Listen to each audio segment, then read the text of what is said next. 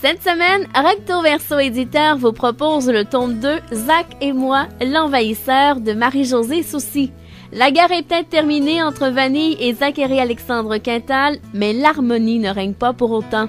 Un événement inattendu pousse Zach et son père à se réfugier chez Vanille et sa mère. Cette cohabitation forcée de plusieurs semaines ne sera pas de tout repos, surtout avec la visite surprise de la tante excentrique de Zach. Pour avoir plus de détails sur le livre de la semaine de Recto Verso Éditeur, rendez-vous au www.samedidelire.com. Les Éditions de l'Homme et Recto Verso Éditeur vous rappellent que vous écoutez Samedi de lire avec l'auteur invité d'Amélie Boivin-Enfield. On est maintenant rendu au moment de l'émission, c'est à mon tour de présenter à Marie-Claude Barrette les ouvrages que j'ai lus cette semaine. Et Marie-Claude, on va commencer avec un roman pour ados.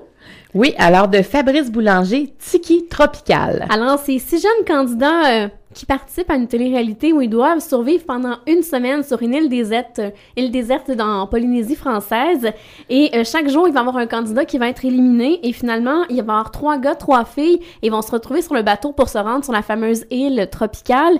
Et ils vont comme échouer. Il va y avoir une tempête et ils vont se retrouver parce qu'ils vont avoir perdu conscience sur l'île en se demandant est-ce qu'on est sur la bonne île ou pas. Et il va arriver plein d'épreuves tout au long de cette semaine-là. Ils vont découvrir finalement que l'animateur est pas aussi gentil qu'il le pensait. Et on se demande tout au long de l'histoire à savoir, est-ce que ils sont vraiment sur la bonne île? Est-ce qu'ils sont pendant la réalité ou est-ce qu'ils sont dans la réalité, en fait? Est-ce qu'ils vivent vraiment ce qui se passe sur l'île? Alors, c'est assez particulier et on le sait uniquement à la fin, dans les derniers paragraphes, à savoir si c'est la réalité ou pas. Et ce que j'aimais, c'est que chacun des chapitres, c'est chacun des 6 candidats. Alors, c'est un peu comme un roman choral. Chaque épisode, c'est un candidat. Alors, on en apprend davantage sur l'histoire. Il me semble que j'aimerais ça, moi. Mais ça s'adresse aux jeunes. C'est pour les 12 ans et plus, mais moi, j'ai beaucoup aimé. Ça m'a tenu en haleine du début jusqu'à la fin, là. Ah, pour vrai? Parce que c'est écrit espacé. Le livre est facile à trimballer. Puis moi, j'aime beaucoup les téléréalités. Donc, je pense que t'aimerais beaucoup. Ben oui. Non, je pense que j'aime ça. Alors, t'en as un autre? Oui. Clara B. Turcotte, Demoiselle Cactus. Alors, c'est l'histoire de Mélisse, qui est une jeune adulte qui souffre depuis longtemps de troubles alimentaires. Alors, son problème de santé mentale a des conséquences sur sa vie.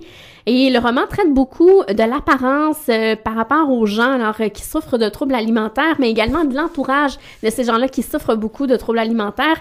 Et on parle également de pédophilie, alors aux hommes qui s'intéressent aux jeunes filles qui ont justement encore des corps d'enfants. Alors, c'est une des raisons pourquoi les pédophiles ont souvent tendance à être attirés par les filles qui sont anorexiques parce qu'ils ont souvent encore des corps de jeunes filles.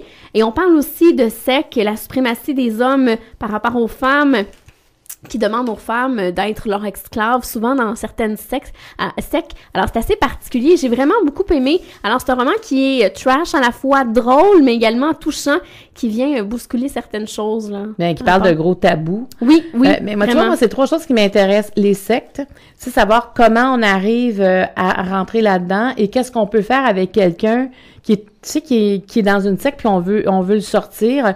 L'ANEM fait un très bon travail, entre autres, pour les problèmes, les troubles alimentaires, l'anorexie. Je trouve ça le fun. Ben, je trouve ça le fun. J'aime bien qu'on en parle de plus en plus parce que ça touche nos jeunes filles et les pédophiles, ben, on n'en veut plus. Oui, c'est vrai qu'on n'en veut plus. On n'en veut plus de pédophiles. Alors, moi, tu vois, ça, je trouve que ça amène, au niveau social, il y a beaucoup de thèmes importants. Et je pense que c'est un livre qu'on devrait faire lire à l'école, justement, comme tu dis, par rapport au tabou. C'est rare qu'on traite de tout ça dans un ouvrage, là. Ah, mais à retenir... Demoiselle Cactus de Clara B. Turcotte. Ah, un autre, on s'en va complètement ailleurs. Est-ce que tu veux que je le présente? Ben oui. Parce que je l'ai sous la main et je le trouve beau. Alors, c'est de Karine Larose, qui est kinanthropologie. Attends une minute. Kinanthropologie. Hein? Elle doit être kinanthropologue, j'imagine.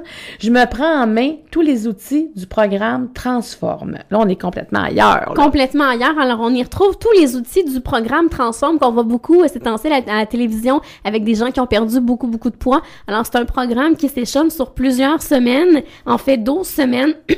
Et la préface est signé Richard Béliveau, alors quelqu'un qui s'y connaît beaucoup au niveau de l'alimentation. Alors, très bien fait par les gens qui veulent justement se prendre en main, changer leurs habitudes. Alors, c'est en 5 volets, ce guide-là. Alors, préparation, exercice, nutrition, motivation, le maintien qui peut être toujours assez difficile. Des fois, c'est plus facile de perdre du poids, mais de stabiliser son poids, ça peut être assez difficile. Et on a un calendrier qui est détaillé avec justement les 12 semaines du programme. Alors, quoi faire, quoi manger. Et les recettes sont toutes tirées d'un autre ouvrage de Karine Larose qui s'appelle Zéro Diète.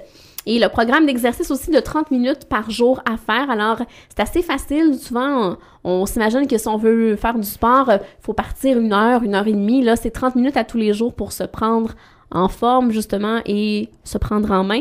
Alors, plein de trucs et conseils également pour garder la motivation qui peut, des fois, pas toujours être là. Tellement. On l'a beaucoup au début, mais après, on la perd en cours de route. Alors, 12 semaines, si on veut garder sa motivation, ben c'est vraiment très, très bien fait. Ce qui est le fun aussi, c'est qu'on a des témoignages et des photos des candidats qui ont participé au fil des ans au défi « Je me prends en main ». Là. Mais il y a beaucoup de contenu, en tout cas. Oui, c'est vraiment très, très bien fait. Ah, moi, j'aime ça, des affaires soulignées. Tu sais, j'aime ça, moi, ce genre de livre-là. Mais elle fait un bon travail, Karine, aussi. Oui, Karine vraiment, Larose. très, très impliquée. Bonne impliquée. pédagogue. C'est « Je me prends en main » de Karine Larose. On change de registre, je pense. S'il vous plaît, Monsieur Panda de Steve Anthony aux éditions Scolastiques. Alors, c'est Monsieur Panda qui offre des beignets à tous les gens qu'il rencontre et il leur demande s'ils veulent avoir des beignets. Et finalement, les gens disent qu'ils veulent en avoir, mais pas de façon polie. Alors, finalement, Monsieur Panda dit finalement, ils n'en auront pas, qu'il a changé d'idée. Et là, au fil de l'ouvrage, de l'album, à chaque fois qu'il rencontre des nouvelles personne dit merci ou s'il vous plaît, j'aimerais avoir un beignet. Et finalement, à la fin, il y en a un seul qui va dire finalement le mot magique qui est s'il vous plaît. Et finalement, il va avoir la boîte complète de beignets parce que Monsieur Panda n'aime pas les beignets. Alors, il y avait une raison pourquoi il disait toujours non, finalement. Alors, vraiment très, très bien fait. Les illustrations sont magnifiques. Et je trouve que c'est un bon moyen pour les parents à apprendre aux enfants la politesse de dire merci, s'il vous plaît. Tellement important. Mais il est beau, ce livre-là. Alors, ça s'appelle S'il vous plaît, Monsieur Panda de Steve Anthony. Alors, c'était mes 4 ouvrages que j'ai lus cette semaine. Mais en tout cas, tu travailles beaucoup, bravo. Alors, on s'arrête, Marie-Claude, et dans les prochains instants, ce sera déjà la conclusion de l'émission. Très bien.